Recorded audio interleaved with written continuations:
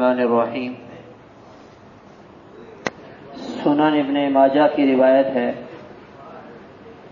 حضرت عبداللہ بن مسعود رضی اللہ تعالیٰ عنہ فرماتے ہیں، آپ صلی اللہ علیہ وسلم کے سامنے ایک سوال آیا، یا رسول اللہ یہ بتائیے مجھے کیسے پتہ چلے گا کہ میں اچھا انسان ہوں یا برا انسان؟ اس کا کیا معیار ہے اور کس طرح ہم معلوم کریں گے کہ ہم کہاں کھڑے ہیں؟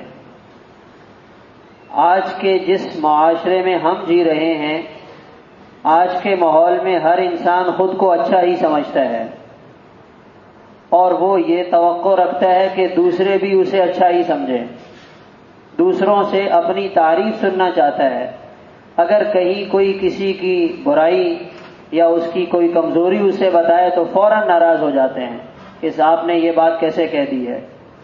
تو یہ ہمارا مزاج بنا ہوا ہے، اور اگر ہم سے دوسروں کے بارے میں پوچھا جائے تو ہم کہتے ہیں سوچ کر بتائیں گے، خود اچھے ہیں، دوسروں کی اچھائی اور برائی کا کیا ہے تو وہ ہم سوچ کر بتائیں گے کہ بھائی یہ اچھا ہے یا نہیں ہے۔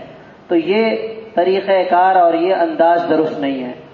آپ صلی اللہ علیہ وسلم نے ارشاد فرمایا، اگر یہ معلوم کرنا چاہتے ہو تو اپنے پڑوسیوں سے جا کے پوچھ لو، اگر پڑوسی کہہ دیں یہ اچھا انسان ہے تو آپ پھر واقعی اچھے ہو، اور اگر پڑوسی کہہ دیں بھائی ہماری تو ناک میں دم کیا ہوا ہے، تو اس کا مطلب یہ ہے کہ ابھی آپ کو اچھا بننے کے لیے بہت محنت کرنی پڑے گی۔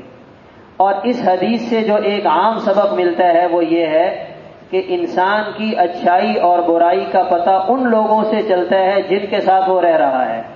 وہ پڑوسی ہیں، وہ دفتر میں ساتھ کام کرنے والے ہیں، وہ گھر میں رہنے والے گھر کے افراد ہیں۔ اگر وہ کہیں کہ ان کے آنے پہ ہمیں خوشی ہوتی ہے اور ہم ان کے ساتھ بیٹھنا پسند کرتے ہیں، ہمیں ان کے ساتھ بات چیت کرنا اچھا لگتا ہے، تو پھر آپ اچھے ہیں۔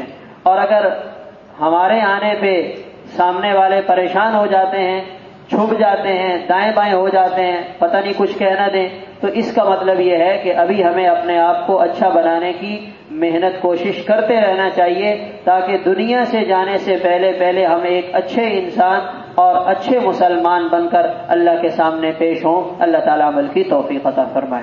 اللہم صلی علی سیدنا